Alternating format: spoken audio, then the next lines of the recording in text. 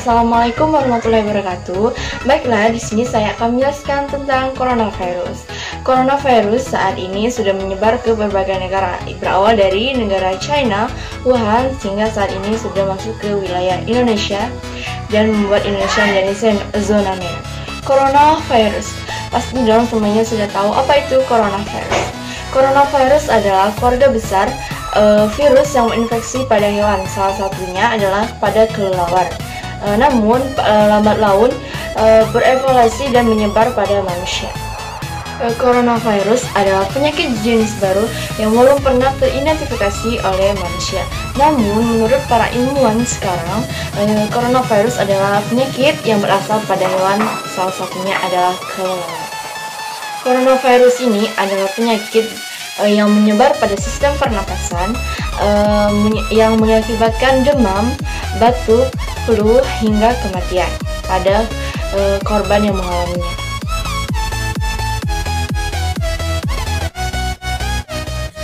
Oke, saya akan melanjutkan hasil diskusi dari teman saya tadi, yang dimana teman saya tadi telah menjelaskan apa sih itu COVID-19 atau corona.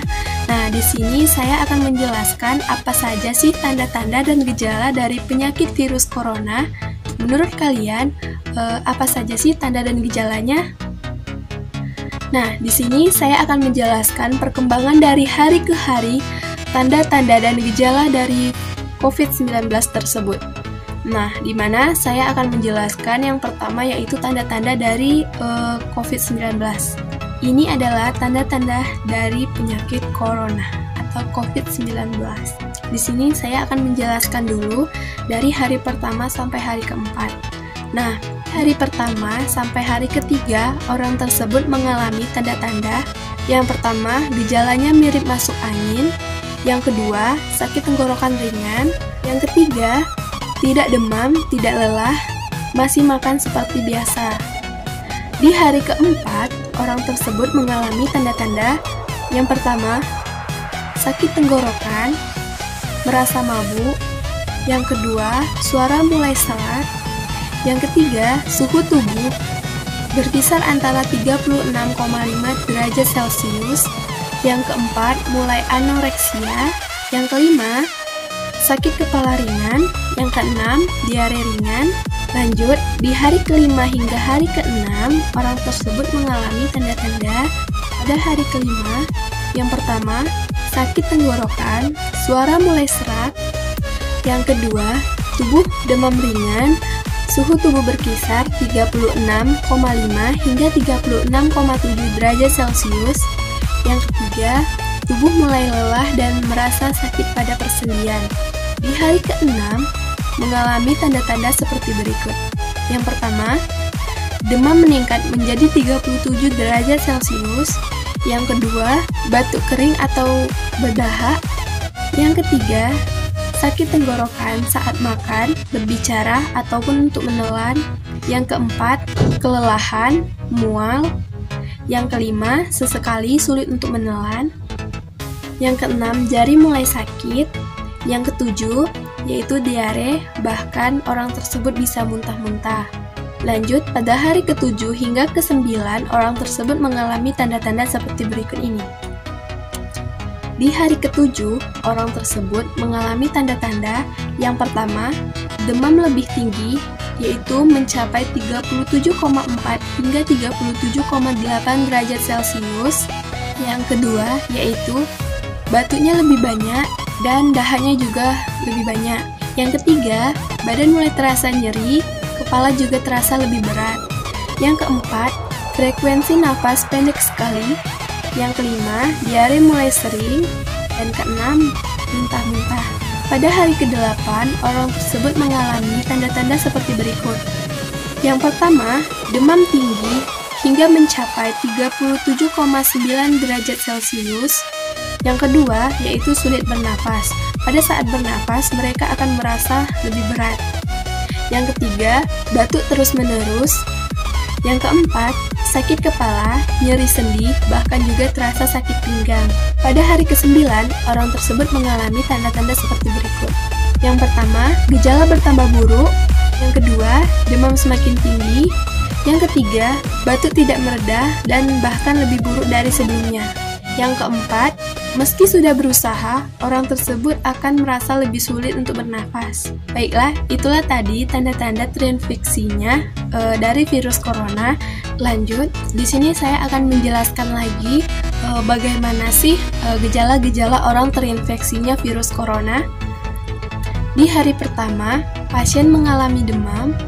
Beberapa dari mereka juga mengalami kelelahan, nyeri otot, dan batuk kering.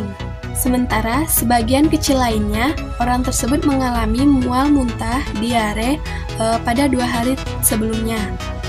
Pada hari kelima, pasien bisa mengalami kesulitan untuk bernafas, terutama jika mereka adalah lansia atau memiliki riwayat penyakit sebelumnya.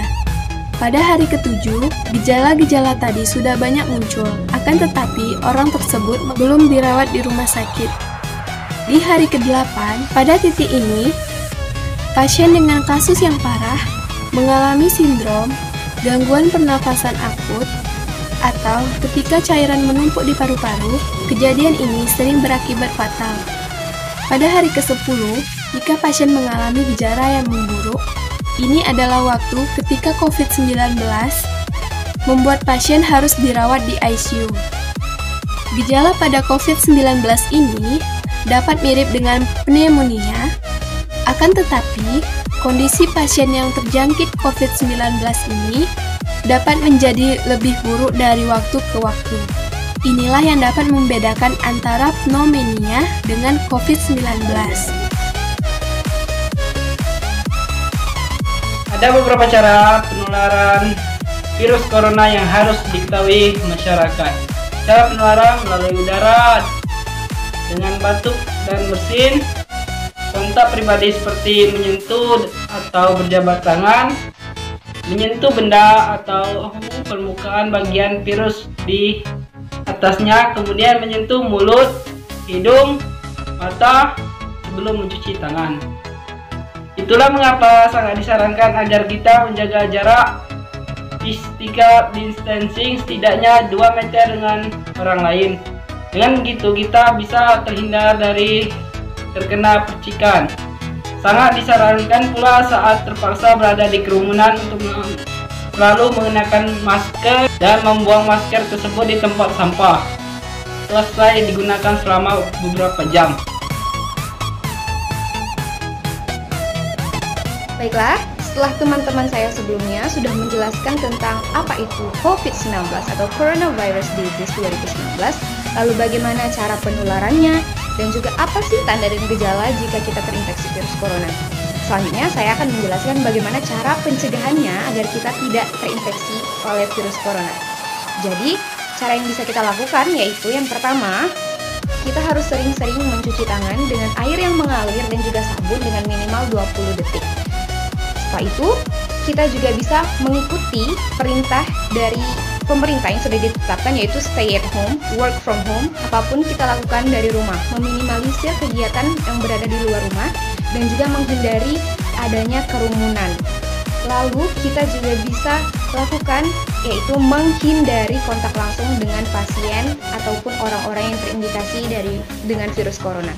Selain itu, yang paling penting juga kita harus menggunakan masker jika kita terpaksa keluar rumah. Ini lebih disarankan untuk orang-orang yang sakit ya.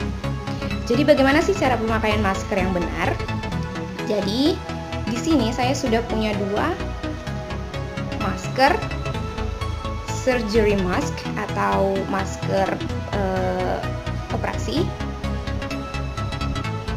Ini sebenarnya sama, hanya saja yang salah satunya ini talinya seperti ini, dan yang ini talinya seperti ini. Ini lebih mudah digunakan jika kita menggunakan jilbab. Jadi saya akan mempraktekkan bagaimana caranya menggunakan masker. Jadi masker ini mempunyai 2 sisi, salah satunya yang berwarna, salah satunya lagi berwarna putih. Jadi yang kita gunakan yang langsung bersentuhan dengan wajah itu yang bagian berwarna putih. Dan yang di luar, yang berhubungan langsung dengan lingkungan luar, itu yang berwarna hijau. Mengapa? Karena yang berwarna hijau ini tidak akan menyerap air ataupun benda-benda tidak akan masuk melalui ini. Selain itu, ini mempunyai 3 lapisan. Yang pertama ini lapisan luar, lapisan dalam, dan juga filter di bagian tengah. Lalu untuk penentuan bagian atas dan bawah, di bagian atas biasanya dilengkapi dengan adanya kawat. Kawat ini berguna untuk agar dapat menyesuaikan dengan bentuk hidung dan juga pipi sehingga tidak ada celah di antara hidung dan pipi. Lalu, bagaimana memakainya? Kita coba ya. Jadi ini kita pakai, lalu kita tarik ke bawah sampai menutupi dagu, kemudian kita lekupkan bagian kawatnya sehingga tidak ada celah antara pipi dan hidung. Selesai. Pastikan ini menutupi dagu dengan benar, tidak ada celah di bagian pipi dan juga di bagian antara hidung. Lalu bagaimana cara melepaskannya? Kita ketahui bahwa masker ini yang bagian luar sudah berhubungan dengan dunia luar ya, sudah terkena debu dan sebagainya, mungkin terkena dahak orang-orang saat bersin atau bagaimana. Jadi kita harus memegang talinya, jangan menyentuh bagian luar dari masker, lalu kita langsung sentuh bagian dalamnya untuk melipat seperti ini. Jangan menyentuh bagian luar, kita hanya boleh menyentuh bagian dalam yang bersentuhan dengan wajah kita sendiri. Setelah sudah ini, kita bisa buang. Setelah itu jangan lupa untuk cuci tangan. Terima kasih.